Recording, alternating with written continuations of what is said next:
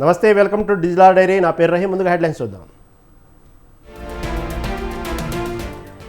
నగరికల్లో పట్టభద్రుల ఎమ్మెల్సీ అభ్యర్థికి కేటీఆర్ ప్రచారం. రుణమాఫీ పేరిట రేవంత్ రెడ్డి మోసం చేశారన్న మాజీ మంత్రి. కాంగ్రెస్ 100 రోజుల హామీ అమలు కాలేదన్న హరీష్. ప్రశ్నించే గొంతు రాకేష్ రెడ్డిని గెలిపించాలన్న ఎమ్మెల్యే.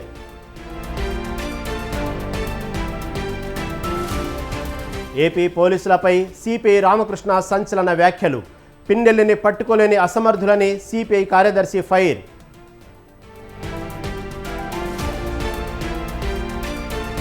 తీన్మార్ మల్లన్నకు జూనియర్ కాలేజీల అసోసియేషన్ మద్దతు. విద్యా సమస్యల విషయంలో మోదీ కేసీఆర్ ఫెయిల్ అన్న సంఘం.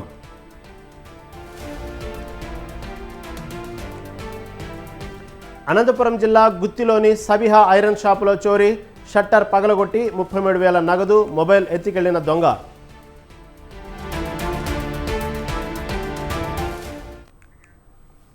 రైట్, ఇక డీటెయిల్ చూస్తే నల్గొండ జిల్లా నకరికల్లో పట్టభద్రుల ఎమ్మెల్సీ సన్నాహక సమావేశంలో బీఆర్ఎస్ వర్కింగ్ ప్రెసిడెంట్ కేటీఆర్ మాట్లాడారు.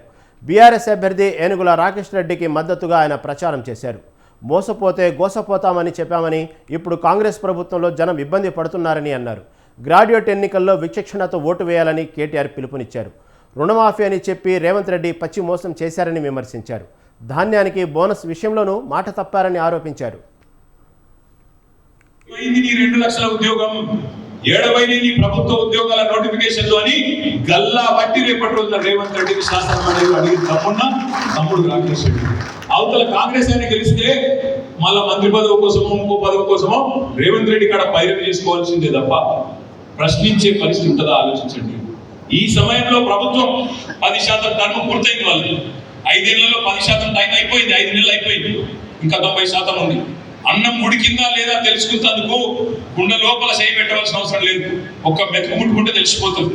కాంగ్రెస్ ప్రభుత్వం ఆ ప్రాధాన్యత లేనిది, వీళ్ళ ఆలోచన లేని తెలుసుకున్నందుకు ఈ 5 నెలల పాలన సరిపోతుంది. వీళ్ళకి రైతుల మీద ఏం ప్రేమ ఉన్నది, అసలు ప్రజల మీద ఏం ప్రేమ ఉన్నది మీరు చూడండి. ఇదే తీన్మార్ మల్లన్న కదా, ఇదే కోమటిరెడ్డి వెంకటరెడ్డి కదా. రైతు మంది ఇంకా పడలేదు అంటే ఏమన్నాడు, చెప్పు తీసుకొడతా అన్నాడు.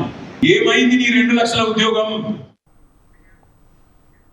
టీచర్లపై లాఠీలు, బడుగు జీవులకు ఝూటా హామీలు, ఇది రేవంత్ పాలన అని మాజీ మంత్రి హరీష్ రావు విమర్శించారు. కాంగ్రెస్ 100 రోజుల హామీ అమలు కాలేదని, విద్యార్థి భరోసా కార్డు రాలేదని, స్కూటీ, నిరుద్యోగ భృతి ఇవ్వలేదని హరీష్ రావు అన్నారు.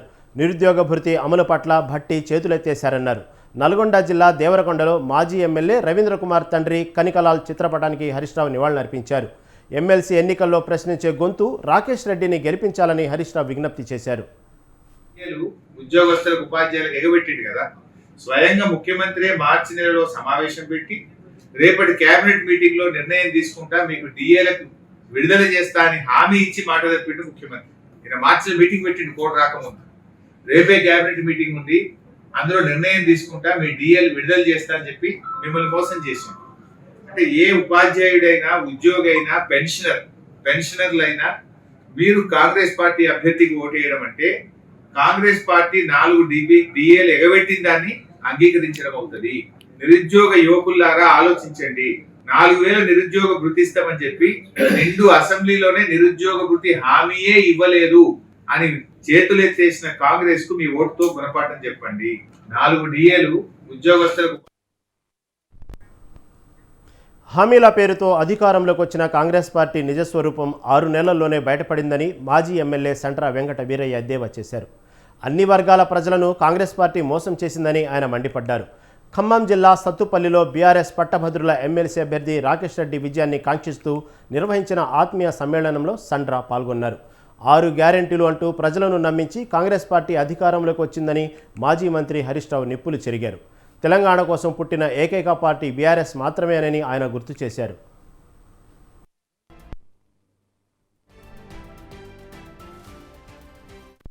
కాంగ్రెస్ పార్టీ దాని నిజస్వరూపం బయటపడ్డది. 6 నెలల్లోనే కాంగ్రెస్ పార్టీ దాని మోసాలన్నీ కూడా బయటపడలేదు. అందరినీ మోసం చేసింది. మహిళలకు మోసం, నిరుద్యోగులకు మోసం, విద్యార్థులకు మోసం, ఉద్యోగులు ఉపాధ్యాయులను మోసం చేసింది. ఒక్క హామీని నిలబెట్టిందా మీరు ఆలోచించండి. చెప్పిందేమో చేస్తాడంతా, చేసిందేమో ఆవగించేత 6 గ్యారెంటీలు అన్నారు. బాండ్ పేపర్ల మీద రాసి మీ అందరి చేతుల్లో పెట్టారు, నమ్మించారు. నమ్మి గెలిచిన తర్వాత ఇవాళ చేతులు ఎత్తింది కాంగ్రెస్ పార్టీ. ఏం చెప్పారు? 6 అయినాయట. 5 అయినాయా? 6 అయినాయి. కాంగ్రెస్ పార్టీ దాని నిజస్వరూపం బయటపడ్డది. 6 నెలల్లోనే కాంగ్రెస్ పార్టీ దాని మోసాలన్నీ కూడా బయటపడింది. గత ప్రభుత్వంలో ప్రస్తుత ప్రభుత్వంలో అన్ని అవకతవకలే జరుగుతున్నాయని బీజేపీ నేత పొంగులేటి సుధాకర్ రెడ్డి విమర్శించారు. కేంద్రంలో బలమైన మోదీ నాయకత్వంలోని ఎన్డీఏ ప్రభుత్వం మరోసారి అధికారంలోకి రాబోతుందన్నారు. బీజేపీ పట్టభద్రుల ఎమ్మెల్సీ అభ్యర్థి ప్రేమేందర్ రెడ్డి విజయాన్ని కాంక్షిస్తూ ఖమ్మం జిల్లా వైరాలో ఆయన మీడియా సమావేశంలో మాట్లాడారు. అన్ని సమస్యల పరిష్కారాన్ని, గ్రాడ్యుయేట్ల భవిష్యత్తును పరీక్షించే బాధ్యత బీజేపీ తీసుకుంటుందన్నారు. కాంగ్రెస్ ప్రభుత్వంలో కుంభకోణాలు జరుగుతున్నాయని ఆరోపించారు. జిల్లాలో ఏది కూడా ఎక్కడ కూడా ఇంతవరకు యూనివర్సిటీ తెచ్చుకునే పరిస్థితి లేదు. అనేక యూనివర్సిటీలు ప్రతి జిల్లాకు ఉన్నాయి. ఉమ్మడి జిల్లాలో ఒక యూనివర్సిటీ లేదు.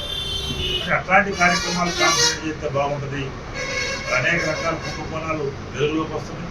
చివరికి మట్టి కుంభకోణం కూడా తత్తుపల్లి ప్రాంతంలో ఇప్పుడు వెలుగులోకి వచ్చింది. ఎంత విచిత్రం అంటే కాంగ్రెస్ పార్టీ పరిపాలనలో ఒక రహస్య నివేదిక ద్వారా హైదరాబాద్ స్థాయి అధికారులకు పోతే అది ప్రజల పక్షాన పబ్లిక్ ఇంట్రెస్ట్ దాంట్లో పోతే ఆ అధికారులు జిల్లా యంత్రాంగం కన్సర్న్ వాళ్ళకి దీన్ని ఏమైనా ఎంక్వైరీ చేయమని చెప్తే చివరికి ఎవరైతే దందా చేస్తున్నారో ఆ మట్టి దందా చేసే వ్యాపారస్తుల చేతికి ఆ నివేదిక కాపీ పోయిందంటే ఎంత పెద్ద లీకేజ్ ఉందో ఈ ప్రభుత్వ పరిపాలనలో ఆశ్చర్యపోతుంది.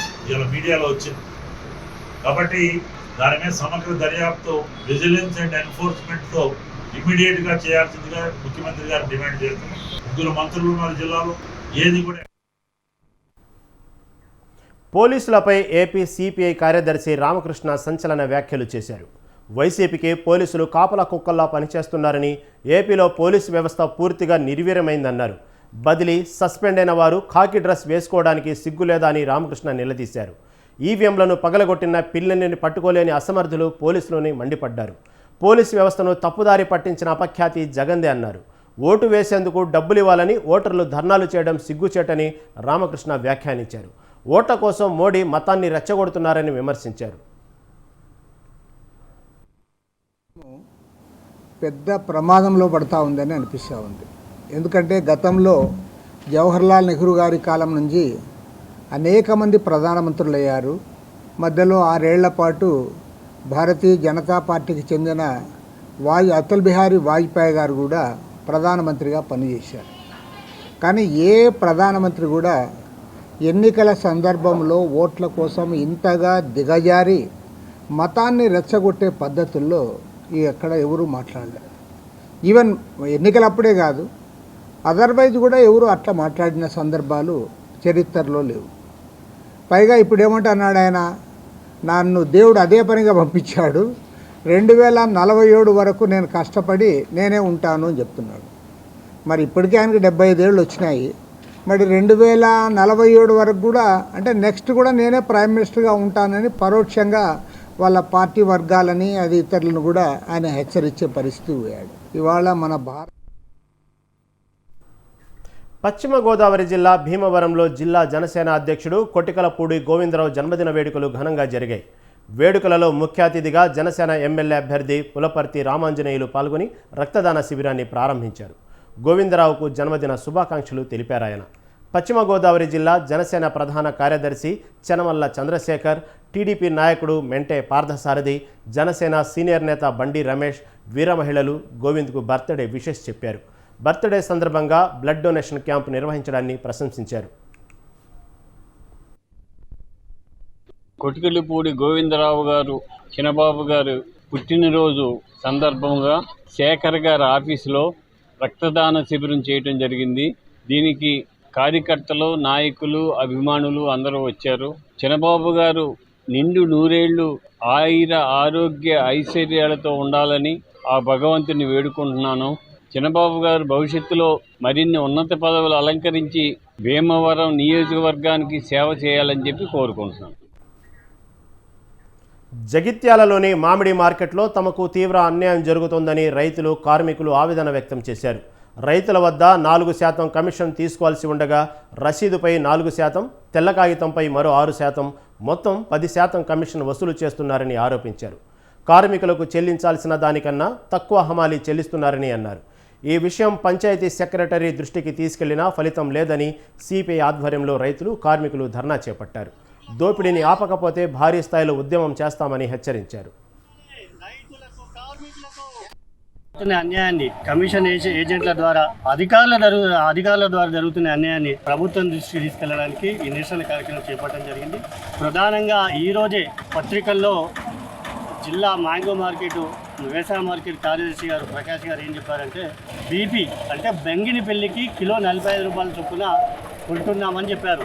వాస్తవానికి 45 కాదు 35 రూపాయల చొప్పున ఉంటుందని రసీదు ఉంది. రసీదులో 35 రూపాయల చొప్పున రైతుల దగ్గర నుంచి కొనుగోలు చేస్తున్నట్టు ఈ రసీదే చెప్తుంది.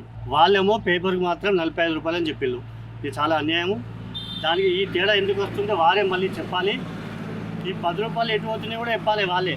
ఇక్కడనే వాళ్ళు కమిషన్ ఎవరైతే ప్రభుత్వం ద్వారా కమిషన్ ఏజెంట్లుగా లైసెన్స్ తీసుకొని ఎవరైతే ఢిల్లీకి వెళ్ళి వస్తువుల్లో ఎవరైతే ठेकेదారులు ఉంటారో కొనుగోలు చేసే యజమానులు అయితే ఉంటారో వాళ్ళ నుండి 35 రూపాయలు వాళ్ళ ద్వారా 35 రూపాయలు కొనుగోలు చేయించి సెక్రటరీ గారు 45 రూపాయలు. వరంగల్, నల్గొండ, ఖమ్మం పట్టభద్రుల ఎమ్మెల్సీ కాంగ్రెస్ అభ్యర్థి తీన్మార్ మల్లన్నకు ప్రైవేట్ జూనియర్ కాలేజీల మేనేజ్మెంట్ అసోసియేషన్ మద్దతు ఇచ్చింది. తెలంగాణలో 10 సంవత్సరాలు నిర్వీర్యం అయ్యాయని అసోసియేషన్ ఆరోపించింది. 1860 జూనియర్ కళాశాలలకు నిధులు ఇవ్వకుండా కేసీఆర్ ప్రభుత్వం ఇబ్బంది పెట్టిందని విమర్శించింది. సమస్యల పరిష్కారానికి నిరంతరం పోరాడిన మల్లన్నకు ఓటు వేయాలని అసోసియేషన్ పిలుపునిచ్చింది. విద్యారంగ సమస్యలు పరిష్కరించడంలో మోదీ, కేసీఆర్ విఫలమయ్యారని పేర్కొంది. వాళ్ళ 10 సంవత్సరాల పాలన జరిగింది. అందులో ముఖ్యంగా ఇంతకుముందే సతీష్ గారు చెప్పినట్టుగా విద్యను అనేది ఒకటి ప్రతి పౌరునికి, పేదవాళ్లకు బుద్ధికి సాధనం. అలాంటి విద్యను కాలరాసి నిర్లక్ష్యం చేసి అనేక పాఠశాలలు 6000 పాఠశాలలు మూత వేయడానికి వారు కారకులు. అనేక వందల జూనియర్లు మూతపడ్డాయి. రాజశేఖర రెడ్డి గారు ప్రారంభించినటువంటి ఫీజు రియంబర్స్మెంటు, మెస్ ఛార్జీలను కూడా గత 5 ఏళ్ల నుంచి కూడా ఒక్క పైసా గవ్వ కూడా రిలీజ్ చేయలేదు. యూనివర్సిటీలు, కళాశాలలు అన్నీ కూడా మూసి మనమందరం ప్రత్యక్షంగా చూడమని జరిగింది. పోరాటాలకు నిలువుటద్దం మన వరంగల్ జిల్లా. దాంట్లో భాగంగా మన సంస్కృతికి, సంప్రదాయానికి నిలువుటద్దం, దానికి ప్రతిదర్పణం మన వరంగల్ పట్టణం.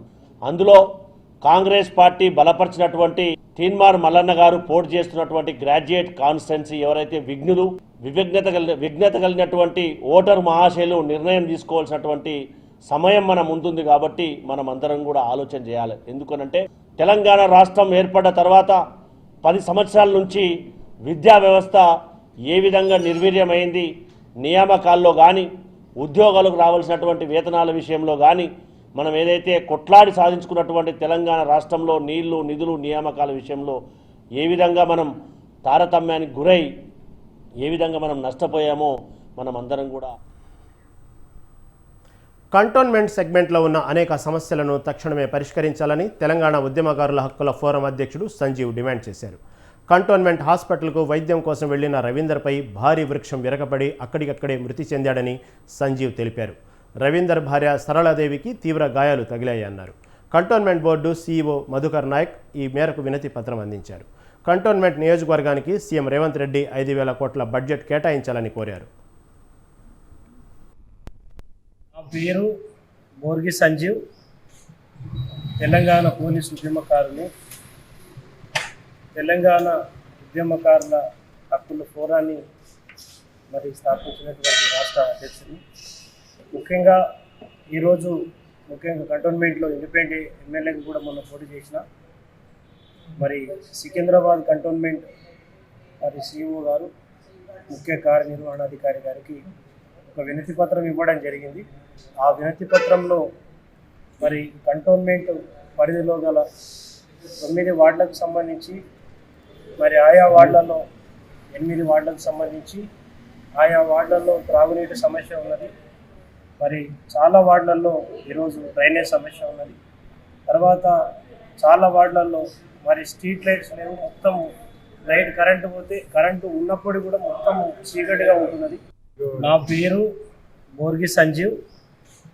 ముఖ్యంగా దురదృష్టకరం ఏంటంటే మరి ప్రభుత్వ ఉపాధ్యాయులు మరి వారు తీవ్రంగా గాయపడి ప్రభుత్వ ఆసుపత్రిలో చేరుంటే ఒక ప్రభుత్వ ఉద్యోగి మరి ఈరోజు వాళ్ళ భర్తను కోల్పోయి ప్రభుత్వ ఆసుపత్రిలో ట్రీట్మెంట్ తీసుకుంటూ ఉంటే ఈరోజు అసలు ప్రభుత్వానికి మానవత్వం ఉందా? అసలు విద్యాశాఖ మంత్రి అంటూ ఉన్నాడా ఈ రాష్ట్రంలో? విద్యాశాఖ అధికారులు ఉన్నారా? కేవలం కంటోన్మెంట్ అధికారులతో తూటి మంత్రంగా పరామర్శ చేసి వస్తే ఈరోజు మీ పని అయిపోయినట్టుగా. ఈరోజు ముఖ్యంగా చనిపోయిన వాళ్లకు నష్టపరిహారం ఎవరు ఇవ్వాలి? ఒక భర్త కోల్పోయినటువంటి ఒక స్త్రీ యొక్క బాధను ఎవరు తీర్చాలి? కనీసం మీరు ఆర్థికంగా సహాయం చేయలేరు, మనోధైర్యం కూడా ఇవ్వకపోతే అసలు ఈ ముఖ్యమంత్రి ఉన్నట్ట చచ్చిపోయినట్ట, ఈ ప్రభుత్వం ఉన్నట్ట చచ్చిపోయినట్ట, అసలు ప్రజాప్రతినిధి ఇక్కడ ఉన్నారా? ముఖ్యంగా మానవత్వం అంటే ఏంటి? సమస్యలను సమస్య అడిగి తెలుసుకొని వాళ్ళకు మనోధైర్యం కలిగించి మేము ఉన్నామని ధైర్యం చెప్పి వీలైతే ఇంత సాయం చేయడమే ప్రభుత్వం యొక్క ముఖ్య కర్తవ్యం. ఆ పని చేయనప్పుడు ప్రభుత్వం ఉంటేంది పోతే. ముఖ్యంగా దురదృష్టకరం ఏంటంటే మరి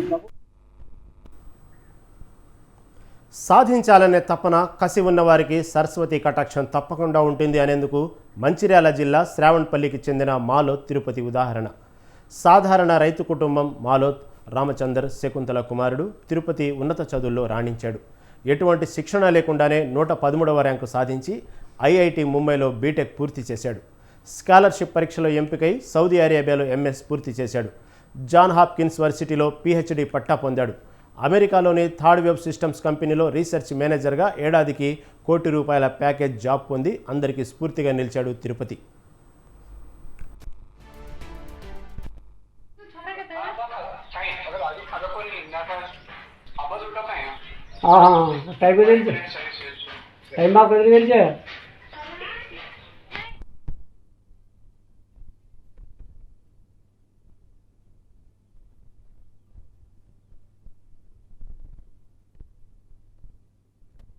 హాయ్, నా పేరు తిరుపతి మాలోత్. మాది మంచిర్యాల జిల్లా గుడిపేట గ్రామం. నేను అదే గ్రామంలో 5వ తరగతి వరకు మండల పరిషత్ ప్రాథమిక పాఠశాలలో చదువుకున్నాను. ఆ తర్వాత నాకు మ్యాథ్ అండ్ సైన్స్లో ఇంట్రెస్ట్ ఉండడం వల్ల ఇంజనీరింగ్ చేయాలి అనుకుని ఐఐటి ఎంట్రన్స్ టెస్ట్ కోసం ప్రిపేర్ అయ్యాను సొంతంగా. నాకు ఐఐటి బాంబే ఏరోస్పేస్ ఇంజనీరింగ్లో సీట్ లభించింది. అక్కడే నాకు రీసెర్చ్ మీద ఇంట్రెస్ట్ అనేది ఏర్పడింది. సో నా 3rd ఇయర్లో నాకు సౌదీ అరేబియాలోని King Abdullah University of Science and టెక్నాలజీలో ఇంటర్న్షిప్ చేయడానికి అవకాశం లభించింది. అక్కడ నాకు రీసెర్చ్ నచ్చడం వల్ల నేను మాస్టర్స్ మెకానికల్ ఇంజనీరింగ్లో చేయడానికి మళ్ళీ అక్కడే బ్యాక్ వెళ్ళాను. ఆ తర్వాత నేను యూఎస్లో చాలా యూనివర్సిటీస్కి పిహెచ్డి కోసం అప్లై చేశాను. అందులో నాకు నా ఫస్ట్ చాయిస్ అయిన జాన్స్ హాప్కిన్స్ యూనివర్సిటీలో సివిల్ ఇంజనీరింగ్లో పిహెచ్డి చేయడానికి అవకాశం లభించింది. 2-3 డేస్ బ్యాక్ నా గ్రాడ్యుయేషన్ సెరమనీ అయింది. దానికి మా పేరెంట్స్ ఇండియా నుంచి లైవ్లో చూడడం నాకు చాలా ఆనందంగా అనిపించింది. హాయ్, నా పేరు తిరుపతి మాలోత్. మాది మంచిర్యాల జిల్లా గుడిపేట గ్రామం. నేను అదే గ్రామంలో 5వ తరగతి వరకు మండల పరిషత్ ప్రాథమిక పాఠశాల. నిబంధనలకు విరుద్ధంగా నిర్మాణాలు చేపడితే కూల్చివేస్తామని రంగారెడ్డి జిల్లా ఆదిబట్ల మున్సిపల్ కమిషనర్ బాలకృష్ణ హెచ్చరించారు. ప్రభుత్వ అనుమతుల మేరకే నిర్మించాలని ఆయన తెలిపారు. ఆదిబట్ల మున్సిపాలిటీలోని అక్రమ కట్టడాలను అధికారులు కూల్చివేశారు. నిబంధనలకు విరుద్ధంగా నిర్మించిన కట్టడాలను జేసీబీతో కూలదోశారు. మంగళపల్లి కొంగనాకాలంలో అక్రమ కట్టడాల కూల్చివేతను రంగం సిద్ధమవుతుందని కమిషనర్ స్పష్టం చేశారు.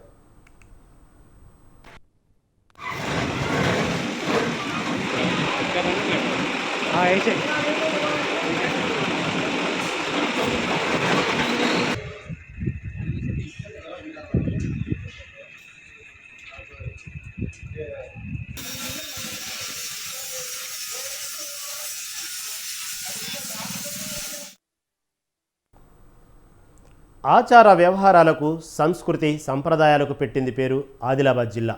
వారి జీవన విధానాలను సంస్కృతి సంప్రదాయాలను పరిరక్షించుకుంటూ భావితరాలకు వారసత్వంగా అందజేస్తున్న ఆదివాసీలు ఈ క్రమంలోనే పెర్సాపెన్ వేడుకల్లో మునిగిపోయారు. వైశాఖ మాసంలో 5 రోజుల పాటు ఈ ఉత్సవాన్ని కన్నుల పండుగగా నిర్వహిస్తారు. మరి ఈ పండుగ ప్రాధాన్యత ప్రత్యేకత ఏంటో ఓసారి చూసేద్దామా?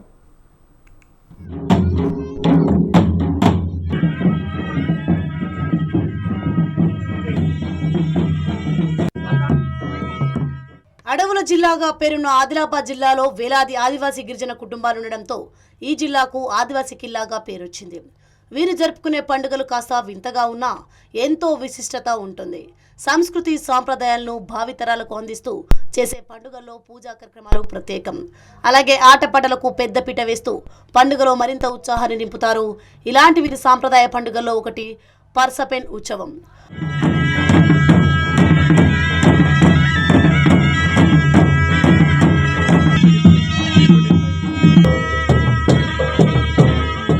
ఆదివాసీ గిరిజనులు తమ పెద్ద దేవుడుగా కొలిచే ఈ పర్సపెన్ ఉత్సవాలను ప్రతి సంవత్సరం వైశాఖ మాసంలో భక్తి శ్రద్ధలతో 5 రోజుల పాటు పండుగ జరుపుకుంటారు.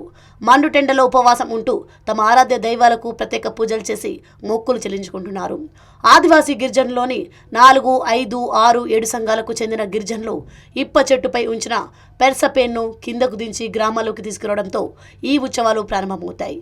అయితే ఆదివాసీ సంప్రదాయ వాయిద్యాల నడుమ బెస్రం వంశస్థుల అల్లుళ్ళు పవిత్ర జలంతో దైవ స్నానం చేయించిన అనంతరం ఇప్ప చెట్టుపై వారు ఆ దేవుని ఉంచడంతో పర్సపెన్ పూజలు ముగుస్తాయి.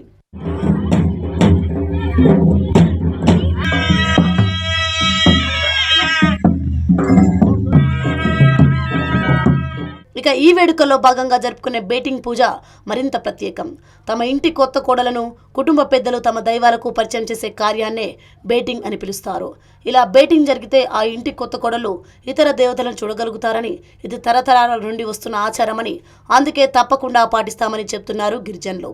ఇప్పుడు పూసం పరివార్లో ఈ మే అమావాస్య రోజున నిర్వహిస్తారు. దీనికి ముందు 15 రోజుల ముందు దీపం వెలిగించి ఉంచుతారు. అప్పటి నుంచి నడక చెప్పులు వేసుకోకుండా మరియు ఇప్పుడు 5 రోజులు నిర్వహిస్తారు.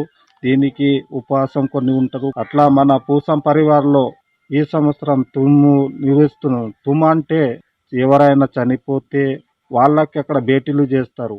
ఇలా ఆదిలాబాద్ ఆదివాసులు ఏం పండుగ జరుపుకున్నా అది ప్రకృతిని ఆరాధించేదిగా, వారి పెద్దలను గౌరవించేదిగా, ఆచార వ్యవహారాలు సంస్కృతి సాంప్రదాయాలకు పెద్దపీట వేసేదిగా ఉంటాయి. అందుకే ఆ ప్రాంతంలో జరిగే నాగోబా పండుగకు దేశమే కాదు యావత్ ప్రపంచ వ్యాప్తంగా గుర్తింపు ఉంది.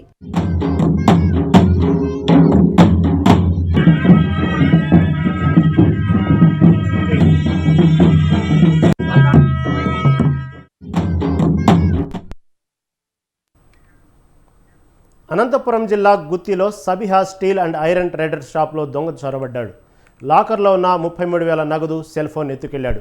షాపు వద్ద నిద్రపోతున్నట్లు నటించిన దొంగ ఇనుప రాడ్డుతో షట్టర్ తాళాలు ధ్వంసం చేసి లోనకు వెళ్లి కుర్చీలో కూర్చొని అగ్గిపుల్ల వెలిగించి లాకర్ ఓపెన్ చేసి పరిశీలించాడు. లాకర్లో నగదు తీసుకుని జేబులో పెట్టుకుని వెళ్తూ టేబుల్పై ఉన్న సెల్ ఫోన్ తీసుకెళ్లాడు. చోరీ దృశ్యాలు సీసీటీవీలో రికార్డయ్యాయి. షాప్లో చోరీ జరిగిన విషయం యాజమాని పోలీసులకు సమాచారం ఇచ్చారు. పోలీసులు కేసు నమోదు చేసి దర్యాప్తు చేపట్టారు.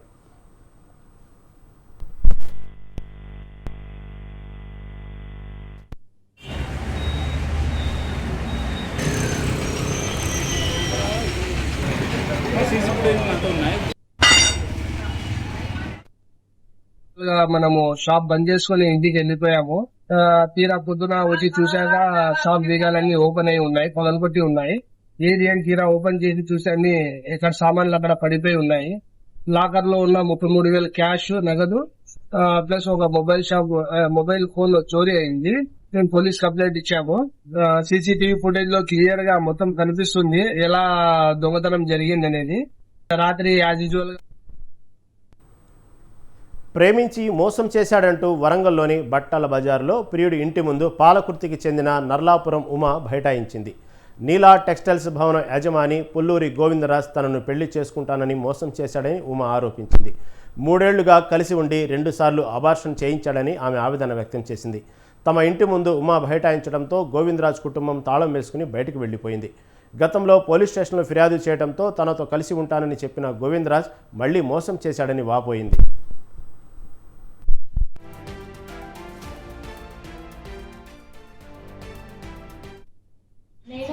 నా పేరు ఉమా, నేను కొడకండ్ల మండలం నుండి వచ్చాను. నన్ను నీలా టెక్స్టైల్స్ ఓనర్ కొడుకు నన్ను ప్రేమించి మోసం చేస్తున్నాడు. అక్కడ నాకు పాలకుర్తిలోనే అబ్బాయి పరిచయం. మేము 4 years రిలేషన్షిప్లో ఉన్నాము. నాకు 2 times అబార్ట్ చేయించినాడు పెళ్లి చేసుకుంటా అని. మార్చ్ 12కి నన్ను పెళ్లి చేసుకుంటా అని చీర అవన్నీ కొనిచ్చి రాకపోవడంతో నేను సూసైడ్ చేసుకున్నాను. తర్వాత ఇంట్లో ఒప్పిస్తా చేసుకుంటా అని చెప్పాడు. వాళ్ళ మమ్మీ కుదరదు అనడంతో నేను పిఎస్కి వెళ్ళాను కొడకండ్లలో. అక్కడ నాకు లెటర్ రాసి ఇచ్చినారు, పెళ్లి చేసుకుంటా అని తీసుకెళ్ళిపోయినాడు హైదరాబాద్కి. అక్కడికి వెళ్ళాక నేను పెళ్లి చేసుకుందాం అనేసరికి మాలేసుకున్నాడు. మాలేసుకొని ఇంటికి వచ్చి ఇప్పుడు నన్ను వద్దు అంటున్నాడు. ఇప్పుడు దానికి నాకు న్యాయం కావాలని నేను ఇప్పుడు వచ్చి వాళ్ళ ఇంటి ముందు కూర్చున్నాను. దీనికి నాకు ఇప్పుడు ఎవరు సపోర్ట్ చేయడానికి లేదు. నాకు మీ అందరూ సపోర్ట్ కావాలి అని మంత్రి వారిని అందరినీ కోరుకుంటున్నాను. నేను భక్తులు సమర్పించిన పాలను పోచమ్మ తల్లి తాగుతున్న అద్భుత ఘట్టం శేర్లింగంపల్లి నియోజకవర్గం మదినాగూడలో జరిగింది. మదినాగూడలో శ్రీ పోచమ్మ అమ్మవారు స్వయంభూగా వెలిసింది. పోచమ్మ తల్లికి స్థానికులు నిత్యం పూజలు చేస్తారు. 3 రోజులుగా అమ్మవారు భక్తులు సమర్పించిన పాలు తాగుతున్నట్లు ఆలయ పూజారి నవీన్ కుమార్ తెలిపారు. ఈ విషయం ఆలయ కమిటీకి తెలిపి వారు స్వయంగా అమ్మవారికి చెంచాతో పాలు పట్టించారు. అమ్మవారు పాలు స్వీకరించినట్లు గుర్తించి ఆశ్చర్యపోయారు. ఈ విషయం తెలియటంతో భక్తులు పోచమ్మ తల్లి ఆలయానికి బారులు తీరారు.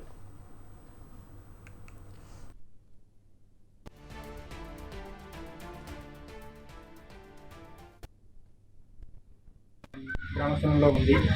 ఇది స్వయంభూ టెంపుల్. ఇది అమ్మవారు వెలిసి కొన్ని వేల సంవత్సరాలు అయ్యింది.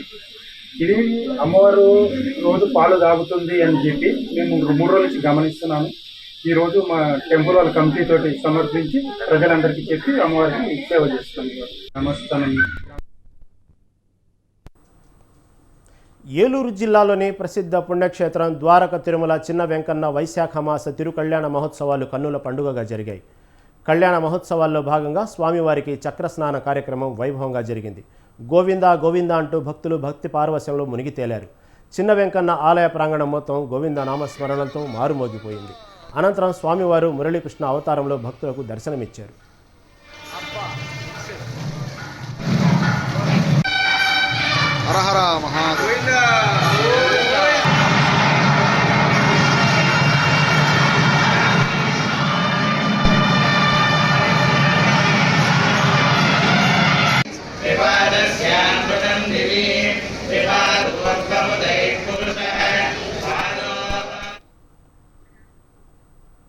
ఇవి ఇప్పటివరకు నా జిల్లా డైరీ అప్డేట్స్. కీప్ వాచింగ్ స్వతంత్ర.